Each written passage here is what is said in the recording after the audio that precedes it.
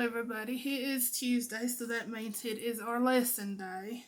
Today we're going to talk about the Prodigal Son. You can find what I'm getting ready to talk about in the book of Luke, chapter 15, verses 11 through 32. Before we get started, I wanted to give the definition of prodigal. It means spending money or resources freely and recklessly, wastefully, extravagant. Now, this is another parable that Jesus told, and if any of you don't remember what a parable is, it was a type of story Jesus would tell so that we would learn something from it. Okay. Now, there once was a father that had 2 sons. One day, the younger son said to his father, "Father, could you give me my inheritance?" Inheritance is money the father would give his children after he died. So the father decided his sons could have the money now, and he split it evenly between them. Very soon after the younger son received the money, he decided that since he had so much money, he would move to a different country and have some fun with it. When he left for good. He took every last thing he had and didn't plan on returning. After he had spent all his money, the country he was living in became very poor, and they hardly had enough food for everyone. It was even worse for people who had no money because food became even more expensive. So it was very hard for poor people to get any food. The son was in trouble. He had no money, no place to live, he had nothing to eat, so he had to get a job. The only job he could find was feeding pigs. He was so hungry he tried to eat the food that the pigs were eating.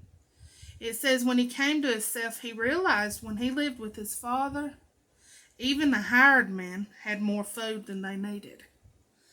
At that moment, he made a plan. He would go back to his father's house and say to him, "I have sinned against God and against you. I don't deserve to be called your son. So hire me and I will work for you." And he arose and came to his father. But when he was yet a great way off, his father saw him and had compassion and ran and fell on his neck and kissed him.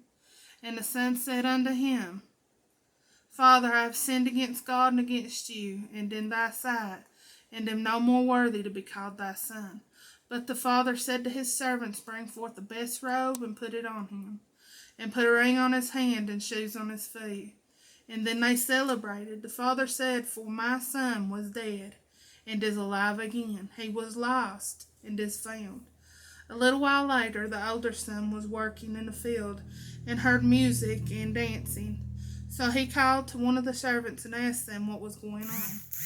"Your brother has come home, and your father is having a party for his return." Now this upset the older brother, and he refused to join in and celebrate. The father came out to talk to him, and the son said, "I have been working for you all these years, and I have never disobeyed you." The father said, "Son, you're always with me, and everything I have is yours. We have to celebrate and be glad because this brother of yours was lost, and now he is found." In this parable, the father is like God. This is how God would be if we ran away from him and we started doing things we shouldn't. He doesn't give up on us. And he will always forgive us if we have truly changed and repent for what we have done. Each person is precious to God, and he celebrates the return of one who is lost. It's a true father's love. Whether we don't deserve it. We don't deserve a bit of it, but I'm just so glad for his mercy and his love and his forgiveness and his patience. I always have loved that one. I hope you all enjoyed it. I sure enjoyed sitting down and reading it. I will be back Friday with our Fun Fact Friday video.